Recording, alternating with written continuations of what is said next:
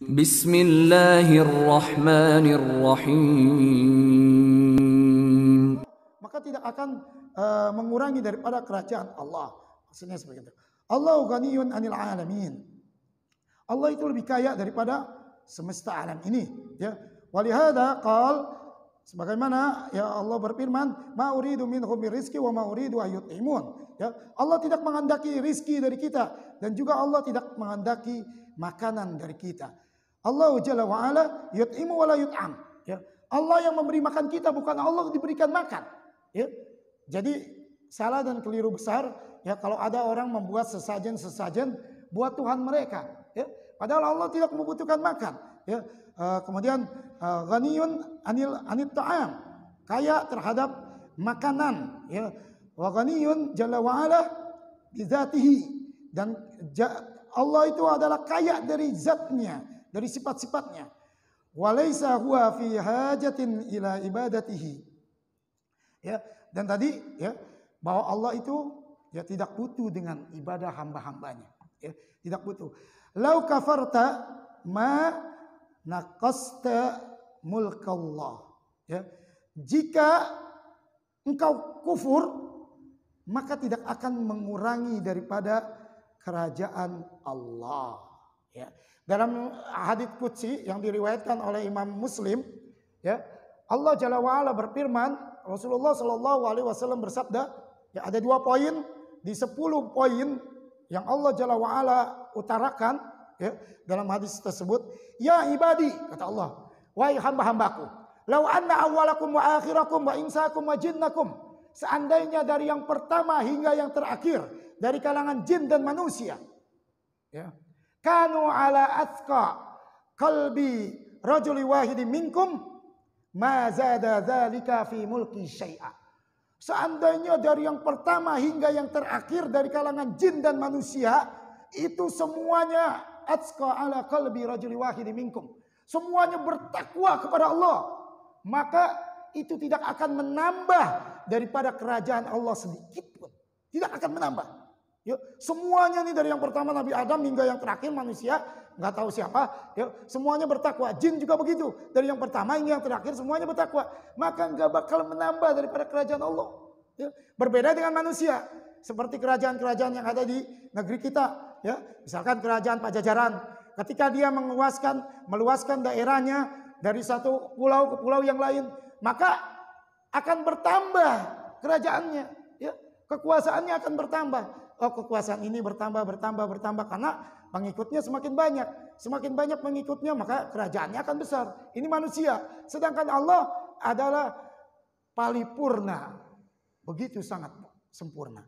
Dan di berikutnya, pada poin yang berikutnya, Allah Jalla wa ala berfirman, Rasulullah Shallallahu Alaihi Wasallam bersabda, ya ibadi, wahai hamba-hambaku, lau anna awalakum wa akhirakum wa insakum wa jinnakum kanu ala afjari kalbi rajuli wahidi minkum ma naqasa min mulki syai'a. Ya. Wahai hamba-hambaku, kata Allah, seandainya dari yang pertama hingga yang terakhir dari kalangan jin dan manusia semuanya melakukan maksiat kepada Allah Jalla wa'ala, ya, ada yang tukang mabuk, ada yang tukang dusta, ada yang tukang berzina, ada yang tukang korupsi, koruptor, macam-macam semuanya, ya, dari yang pertama hingga yang terakhir manusia, jin dari yang pertama hingga yang terakhir semuanya melakukan maksiat, ya, nggak ada yang bertakwa kepada Allah. Maka kata Allah, ma naqasa min mulki syai'a, nggak bakal ngurangin kerajaan Allah sedikit pun. Masya Allah, semuanya nggak ada yang beribadah kepada Allah, Allah tidak akan berkurang kerajaannya. Berarti yang butuh siapa? Yang butuh itu adalah kita, ya, bukan Allah butuh kita. Ketika ada azan berbunyi, oh Allah butuh kita, salah. Ya, pernah saya dengar seperti itu, orang awam mengutarakan Allah butuh kita. Kita yang butuh Allah, ya, bukan Allah butuh kita. Allah tidak butuh dengan ibadah kita, ya. Kemudian beliau melanjutkan, walakin antal ladzi bihajatin ilaihi, akan tetapi engkaulah yang butuh dengan Allah. Antal ladzi bihajatin ilal ibadah, engkau, kita semua maksudnya ya, yang butuh dengan ibadah. Famin rahmatin, maka adapun rahmat itu annahu amaraka bi ibadati min ajli maslahatika, ya. Dan adapun rahmat Allah itu adalah diantaranya ketika seseorang itu menjalani perintah yang Allah Jalla wa'ala perintahkan min ajli maslahatika, yang itu adalah menjadi kemaslahatan untuk diri kita sendiri, ya. Allah memerintahkan sholat, kita kerjakan sholat, maka itu menjadi manfaat bagi kita sendiri, bukan buat Allah, ya. Allah perintahkan kita zakat, kita lakukan zakat, itu adalah maslahat kembali kepada kita, bukan untuk Allah. Seperti itu. Allah perintahkan kita untuk berjihad, kita lakukan jihad, maka jihad itu adalah untuk kita, bukan untuk Allah. Ya, Allah perintahkan kita untuk menikah, kita menikah, maka menikah itu manfaatnya untuk kembali kepada diri kita sendiri, bukan kepada Allah. Ya, jadi pemahaman ini harus kita tanamkan dalam hati dan pikiran kita. Ketika kita membaca Al-Quran, ketika kita menghafal Quran, kita bersedekah, jangan ada anggapan bahwa ini adalah buat Allah, padahal ini adalah untuk kemaslahatan kita. Dengan kita lakukan itu, Allah bertambah kekuasaannya, Allah bertambah kejayaannya, bukan. Ya, tetapi adalah untuk kemaslahatan kita sendiri, ya, seperti itu. Fa innaka idza abadatu fa innahu subhanahu wa ta'ala yukrimuka bil jazaa'i was shawab. Fal ibadatu sababun li ikramillahi laka fid dunya wal akhirah. Maka ya, sesungguhnya dengan ibadah yang kita lakukan kepada Allah, ya, kita akan menjadi mulia karena Allah akan berikan bil jazaa'i was shawab, ya, yaitu balasan dan pahala, ya. Jadi kita mempunyai Rabb yang maha sempurna dan tidak akan menzalimi daripada amalan yang kita lakukan, ya. Bahkan Allah sendiri yang mengatakan, ya ibadi, wahai hamba-hambaku, inni haramtu zulma ala nafsi, aku mengharamkan kezaliman untuk diriku. Maksudnya apa?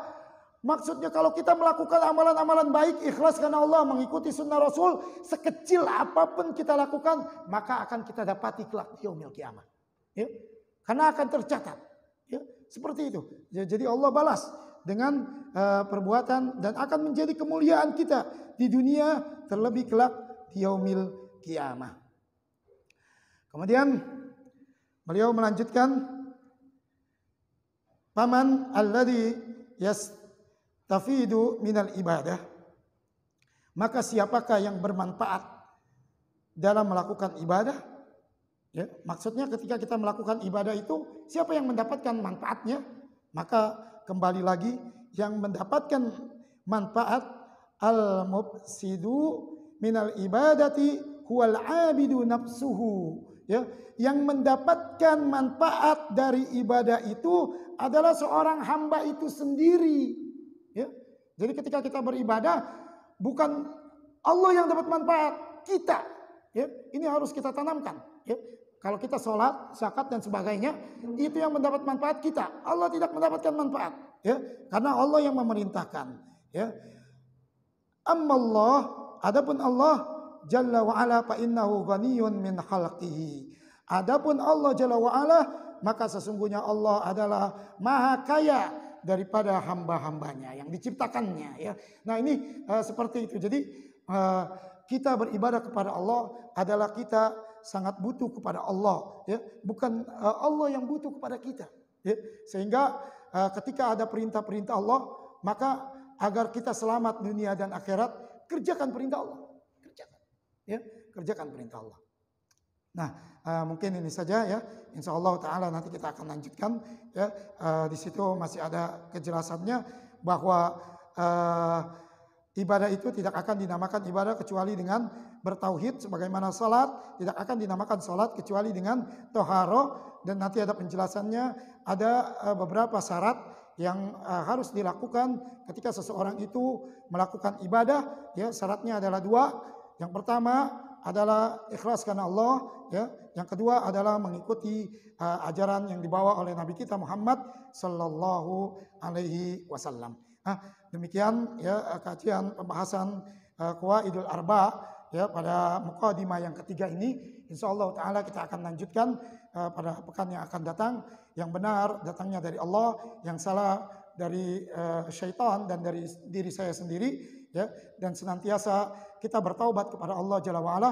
Kita tutup dengan doa kafaratul majlis. Subhanakallahumma wa bihamdika asyhadu an la ilaha illa anta astaghfiruka wa atubu ilaik. Assalamualaikum warahmatullahi wabarakatuh.